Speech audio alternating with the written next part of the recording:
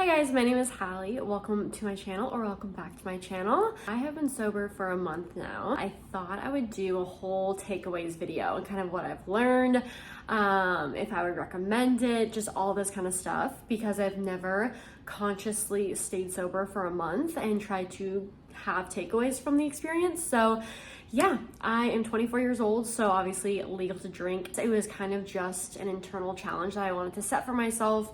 I didn't tell a bunch of people, just pretty much anybody who wanted to hang out and go grab a drink. I obviously told because I was telling them that, love to hang out. Let's do something different though, because I'm not drinking right now, which I think is probably my first takeaway. Bouncing off of that is the social standard for drinking when you're above the age of 21.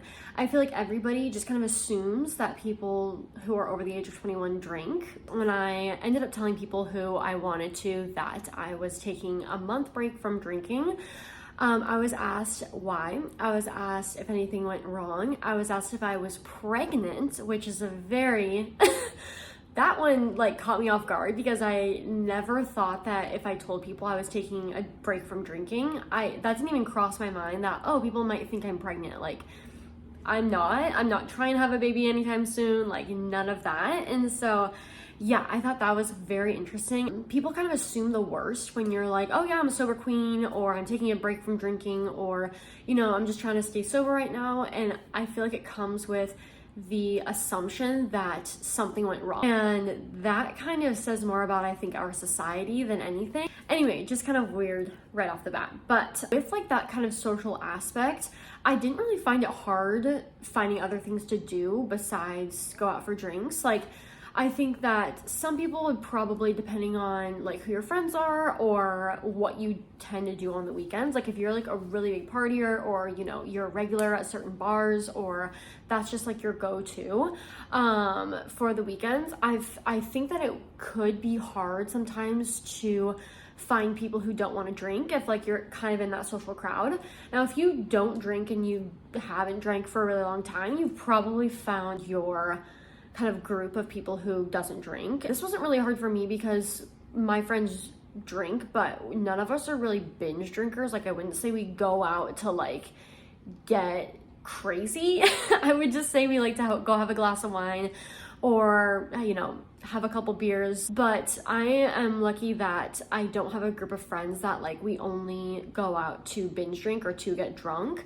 And so really finding other things to do was not hard for me and my friends. If I posted a video where Jess and I just made dinner and had some dessert and did a this or that little quiz, and that was really fun. I went out to Mexican and I was like, hey, if you want to get a margarita, it's not going to bother me, it's not gonna offend me, that's your whole thing. I'm just gonna not drink. And yeah, it was no problem at all. It wasn't super hard to make other plans with the same friends that I had, if that makes sense. So with that being said, I tallied up, I have my little handy dandy notebook here, and I tallied up as to how much money on average I saved while being sober for a month. I would say on average a weekend, I would go out once a weekend, so either on Friday night or Saturday night, and I would have around 2 to 3 drinks.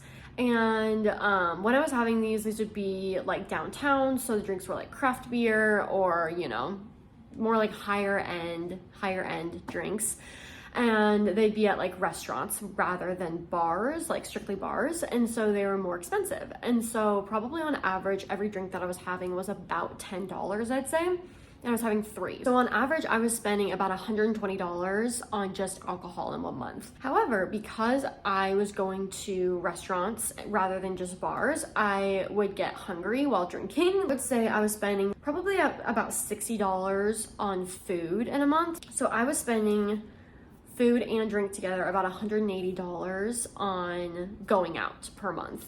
And that's just for me. If you wanted to do this little equation or whatever, and if you're someone who regularly buys drinks for somebody else or buys drinks for a group or whatever it may be, you can tally this up for multiple people, but I am just considering myself when doing this. So yes, about $180 was saved during this month, which is very nice. Very nice to have an extra $180 in the bank at the end of the month, so no complaints here. Another takeaway I would say is that on average, I was happier during this month. Not to say that you know, some days didn't get me down. I didn't have hard days or whatever. But I would say just like overall, I was much happier. I was more productive during this month. I'd say I actually worked harder because I was happier and not constantly tired all the time. I picked up a couple extra shifts, which then made my paychecks bigger. So along with saving money, I actually made more money within the last month too. So that's really nice. It pays off the most when you wake up on Saturday morning not hungover. It's very, very easy not to drink on Fridays when you're gonna wake up on Saturdays feeling amazing. My body naturally started waking up earlier as well. And so I have been waking up consecutively at about 6 a.m. for 4 weeks now, almost every single day. If it's not 6, it's like 6:30. I don't even think I've made it to 7, like sleeping in, which at first I was like almost annoyed about because I was like, I feel like I'm not getting enough sleep. But I was going to bed earlier on the weekends because I wasn't out like drinking or, you know, out socializing or with friends or whatever. And so I was naturally getting more sleep. And because I slept better during the night, because I don't know all the scientific reasons behind it, but I believe that if you drink, you don't get your full like REM cycle that night, and you really need REM in order to fall like into a deep sleep and feel rested the next day. And I feel like that is why people have such bad hangovers, is because yes, they drank, but they also didn't sleep all of it off.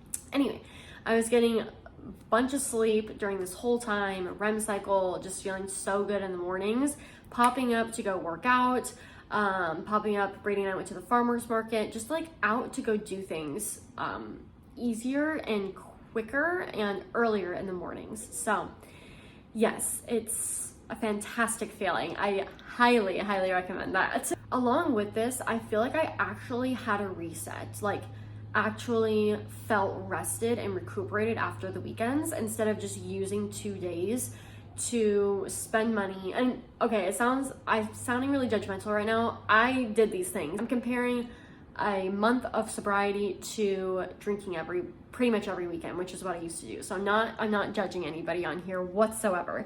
I'm just saying, like, I actually felt rested after the weekends instead of like spending money on drinking or like socializing and constantly like giving myself to other people. Also, I feel like I had less anxiety during these last 4 weeks because I wasn't constantly checking my bank statement. I wasn't like, okay, how much did I spend last night? I didn't realize this, but my friend Jess, who's in my last video, she talked about having hangover anxiety. Being hungover really, really triggers anxiety for a lot of people because they feel like they're not being as productive, but because they feel like they're not using the time that they have in order to get things done. They feel like they've wasted time, energy, money, all of those things. And so I totally, if this is you, if you're relating to this, I totally get that. It's like insane. Even if it's just for that, if you are like, I just need to give myself a little bit of a break, that alone I feel like is a great reason to do so. So, okay. Okay, this is interesting. Because I wasn't drinking as much, I felt like I craved sugar even more. I was like craving chocolate so much and just like sugar, anything sugary. I was like, oh my God, I need it. Like I want sugar so bad. And I don't know if it's like I was like craving those empty calories that I'm getting from alcohol. It seems like an empty calorie thing. It seems like I felt like I needed to be eating or drinking something. And so I was like craving sugar. Definitely ate probably too much sugar during this time. But I don't know, like I think that if I were to do this for more like a 3-month period or even longer, I think I would recognize that I was craving sugar earlier because of course I was only doing this within 4 weeks. And so I think I probably realized it around week 3 that I was like, oh, this is what that is. So I think if I were to do this again, I'd kind of tune into that a little bit quicker and yeah, maybe find some really good mocktails that are like low in sugar, low in calorie, or some like low sugar snacks that kind of fill that void, if you will. So mentally, I felt pretty strong from this. Just like being a sober queen is just kind of like a vibe. Like I feel like in a younger generation, this will be even more popular. And I even know that in Kansas City, I'm sure there's way more around the country, but I have a friend in Kansas City, so she let me know about this. But there are sober bars, or like non-alcoholic bars that are opening up. So everything that they serve is non-alcoholic beer, is mocktails, and it's just about socializing as being sober and just like as yourself with no assistance, if you will, the liquid courage or whatever. I think that is so cool. I would absolutely, if something like that opened up in Des Moines, I would go support it. I think that is such a fun thing. Kind of going along with that, I didn't really put myself in any instances that I was in a bar and like felt like I was missing out. I'm so lucky that Brady did this pretty much with me. He had a couple beers once in a while, but it wasn't really around me. It was more like after work with some buddies and stuff like that.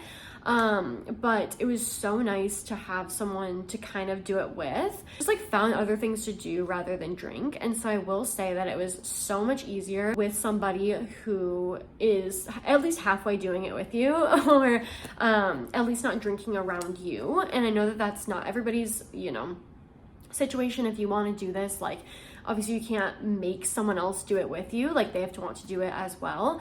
But if you can like find a buddy or find a friend or find a significant other or whatever, even like a parent that you want to do this with, I feel like that is so much easier and just so much more fun, because you can be like, hey, I found this really cool mocktail recipe, it has ice cream in it or whatever. It's like other things like, hey, do you want to go on a walk or run, or do you want to go to the pool, or just do something other than drink.